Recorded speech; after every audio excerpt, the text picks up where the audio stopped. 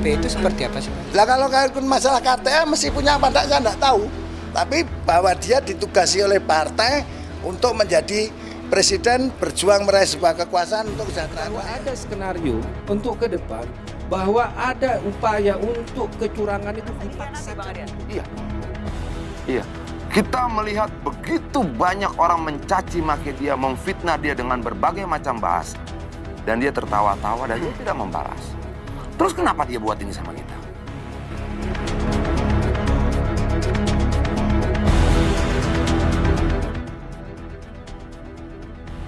Kekecewaan PDI Perjuangan terhadap Presiden Joko Widodo tampaknya semakin membesar dan kini siap untuk meledak.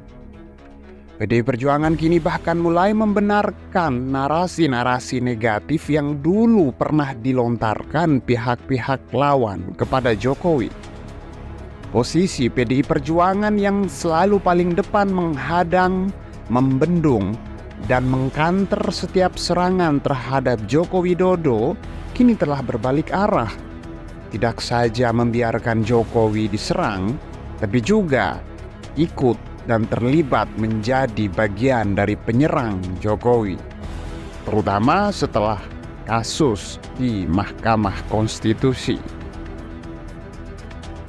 Anda tentu masih ingat dengan pernyataan keras Rocky Gerung di depan aksi konsolidasi akbar Aliansi Sejuta Buruh bersama Serikat Pekerja Seluruh Indonesia di Bekasi pada Sabtu 29 Juli 2023 silam, yang menyebut Jokowi sebagai bajingan tolol, kan?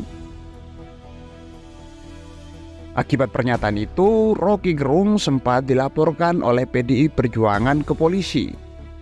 Namun kini partai pimpinan Megawati Soekarno Putri itu mencabut kembali laporannya kepada Rocky Gerung. Kocaknya, PDI Perjuangan sendiri bahkan setuju dengan apa yang disampaikan si Presiden akal sehat itu, bahwa Presiden Joko Widodo sudah berubah. Tidak lagi seperti yang mereka kenal dulu. Sosok yang mereka orbitkan sejak dari Solo kemudian DKI Jakarta, lalu Presiden 2 periode itu dianggap telah keluar jalur. Tidak lagi bekerja untuk rakyat. Framing yang dilakukan PDI Perjuangan terhadap Joko Widodo ini sebenarnya sangat berbahaya untuk mereka sendiri. Hanya lantaran Gibran ikut dalam kontestasi pemilihan presiden dan proses untuk menjadi calon wakil presiden Prabowo terindikasi syarat dengan konflik kepentingan, PDI Perjuangan langsung melayangkan jari telunjuk mereka ke Jokowi sebagai biang di balik lolosnya proses pasal di Mahkamah Konstitusi. Bagaimana bisa mereka mengatakan Jokowi tidak lagi bekerja untuk rakyat, sementara Jokowi sendiri nyaris setiap waktu ada di tengah-tengah rakyatnya? Bagaimana bisa kekuasaan rezim Jokowi disamakan dengan rezim Orde Baru, sementara antara Jokowi dan rakyatnya nyaris tanpa jarak sama sekali sepanjang ia menjadi presiden? Coba Anda perhatikan beberapa potongan video berikut ini. Dulu namanya? Nama saya Nela Rumpaidus. Bu Nela Rumpadus. Sekarang langsung Pancasila 1. 1. Pancasila.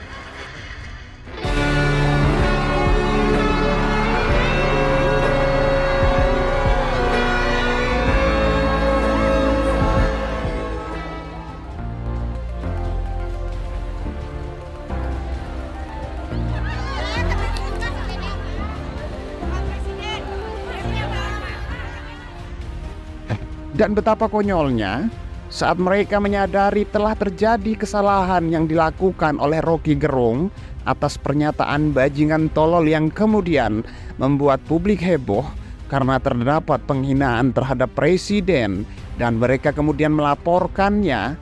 Tapi belakangan hari laporan tersebut dicabut dan mereka justru berbalik mendukung apa yang dinyatakan oleh Rocky Gerung.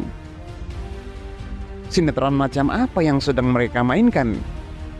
Siapa sesungguhnya yang mencela-mencele? Jokowi kah atau PDI Perjuangan sendiri? Upaya membentuk dan menggiring opini publik untuk menurunkan tingkat kepercayaan masyarakat terhadap Jokowi itu, kalau dilihat-lihat seperti tidak niat, atau satu lagi, mereka sangat minim kreativitas. Mbok ya kalau mau mengkritik, dipastikan dululah sikonnya seperti apa, biar saat melakukan serangan tidak terjadi blunder yang justru bisa bikin malu diri sendiri. Seperti yang kita tahu, PDI Perjuangan dan Jokowi telah pisah jalan. PDI Perjuangan mencak-mencak karena merasa dikhianati Jokowi yang mereka anggap sebagai kader terbaik mereka. Sebagai bentuk kekecewaan, mereka melampiaskan secara brutal dan membabi buta hingga seperti tanpa sadar tindakan yang mereka lakukan itu justru menggali lubang kubur untuk diri mereka sendiri. Dalam konteks kepentingan pemilihan presiden, Jokowi adalah sebuah kekuatan politik besar yang memiliki pengaruh yang luar biasa untuk mendapatkan suara. Di sisi lain, ada masalah besar di tubuh PDI Perjuangan di mana image atau citra sang ketua umum Megawati Soekarno Putri selama ini terlanjur negatif akibat pernyataan-pernyataannya yang kontroversial dan terkesan feodalistik. Sekarang mari kita cari tahu, setelah elit PDI Perjuangan menyerang Jokowi, adakah Jokowi melakukan serangan balik? Jawabannya tentu saja tidak. Kalau Anda tidak percaya, silahkan cek kebenarannya di semua media yang memberitakan Jokowi menyerang balik PDI Perjuangan. Jokowi sendiri bahkan tidak pernah menyatakan diri keluar dari PDI Perjuangan.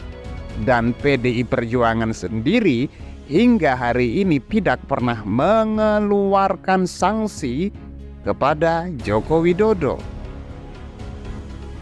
Apa yang terjadi kemudian adalah berkurangnya kesaktian sang banteng.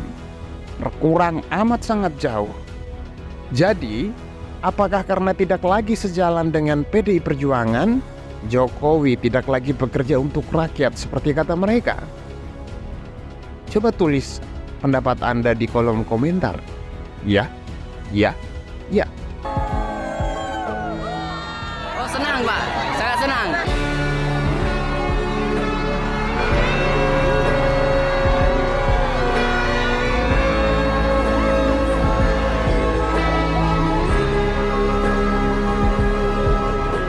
Di Jakarta. Saya lihat di sini, saya tahu di sini semuanya rukun-rukun benar, selalu